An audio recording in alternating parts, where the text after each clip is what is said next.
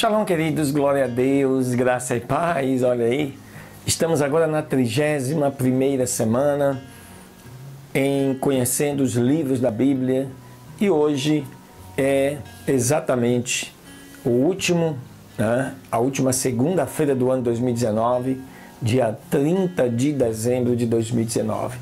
E hoje nós vamos falar um pouquinho acerca dos livros de 1º e 2º Reis, que eu recomendo com certeza para que você estude um pouco, para entender como o operar de Deus alcançou os reis e os reinados, tanto de Israel quanto das nações ao seu redor.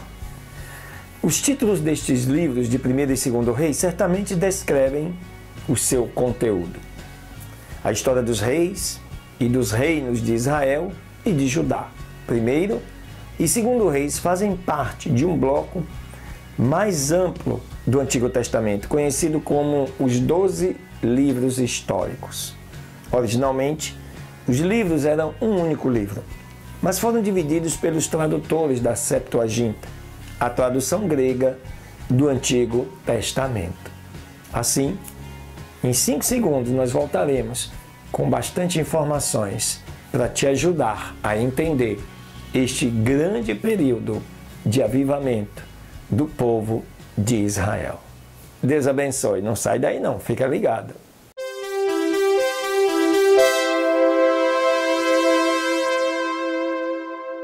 Muito bem, queridos e amados, estamos de volta para falarmos hoje acerca dos livros de 1º e de 2º Reis. Começando com a sua autoria, onde não há um consenso teológico, e eu quero sempre ressaltar isso, né? Essa questão da autoria para nós é o Espírito Santo, quem ele usou, né, para fazer essa escrita não é tão significativa. O que você precisa entender é o seu conteúdo e o que isto serve para nós de aprendizagem. De qualquer maneira, é importante nós também podemos identificar no próprio livro a sua autoria.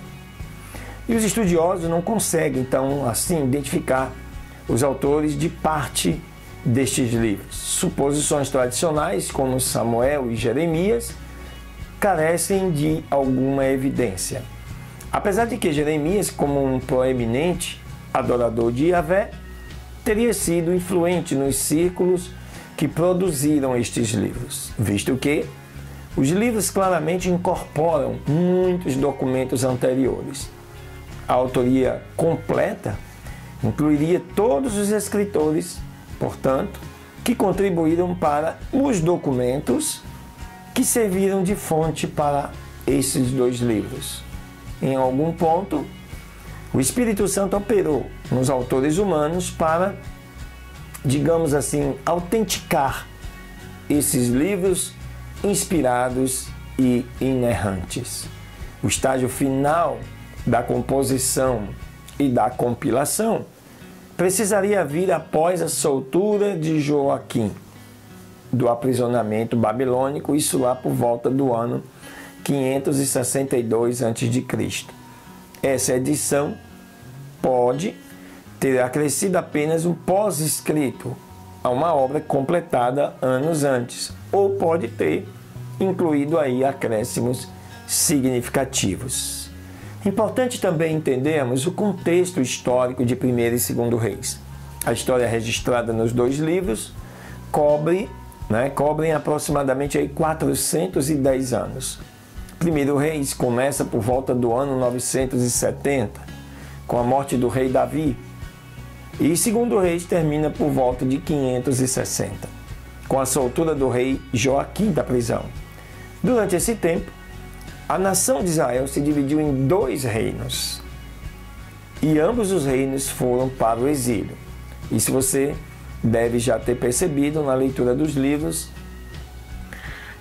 Após a morte de Salomão, foram divididos os reinos, tanto para o norte quanto para o sul, Judá e Jerusalém, e desta forma, tanto um quanto o outro terminaram indo para o cativeiro.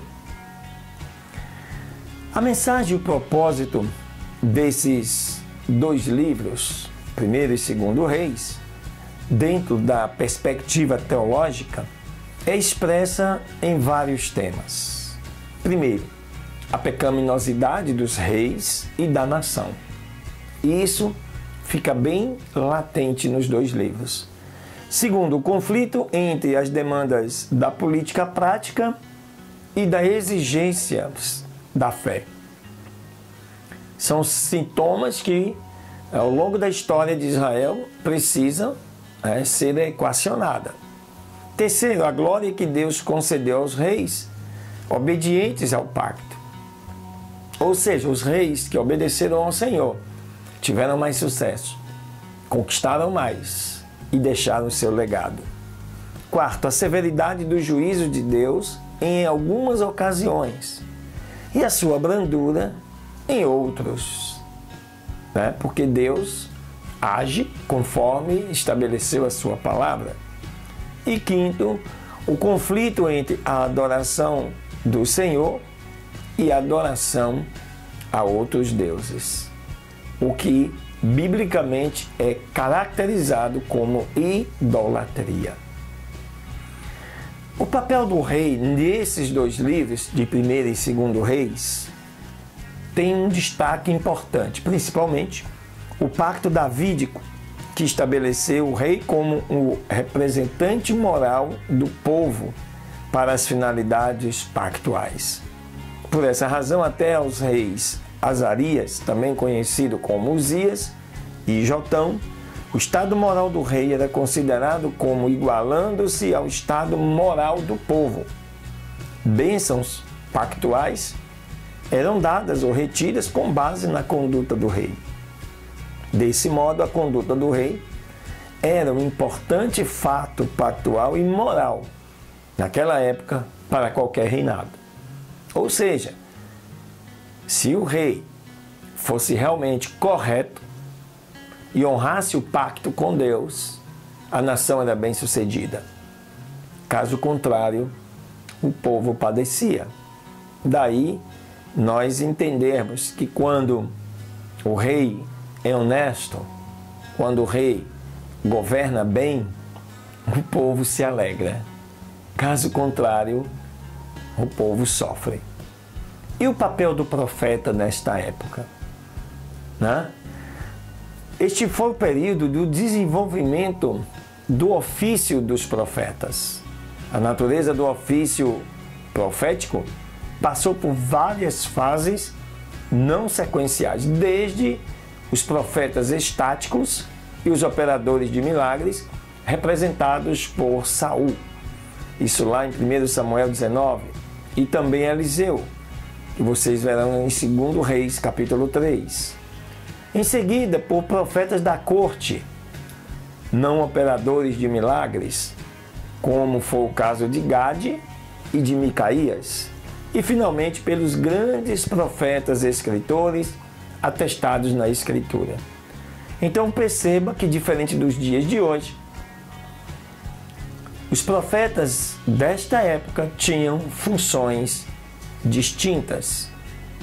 E Deus sempre os usava conforme a necessidade. Também neste período de 410 anos, que abrange os dois livros de Primeiro e Segundo Reis, temos aí um avivamento. Os dois últimos reis, reformadores de Judá, Ezequias e Josias, experimentaram avivamentos individuais com poucos efeitos, quer sobre o restante da casa de Israel ou sobre a nação como um todo. A nação voltou então para a apostasia após a morte de cada um deles. Portanto, esses dois avivamentos, infelizmente, não trouxeram uma completa restauração do poder político internacional ou até da prosperidade da nação. Antes, eles simplesmente adiaram o inevitável julgamento de Deus. Assim, queridos, nós podemos entender que Primeiro e Segundo Reis deixa para nós uma contribuição importantíssima do que é ser governo, do que é ser povo. E o legado, com certeza, nos inspira e nos chama a atenção. E o cuidado que temos que ter nos dias de hoje para que esta apostasia lá atrás não se repita em nossos dias. Amém? Glória a Deus, Deus te abençoe, uma semana de vitória, que você possa passar o ano novo na presença do Senhor, que 2020 seja o ano do agir de Deus na sua vida. Porque eu tenho certeza, se você cumprir a vontade do Senhor, Ele realizará não somente a sua vontade, mas o desejo dele, do seu coração, em que a palavra de Deus diz que a vontade do Senhor é boa, é perfeita e agradável. Que mais podemos querer diante de tudo isto? Deus abençoe, um beijo no seu coração, até a próxima semana.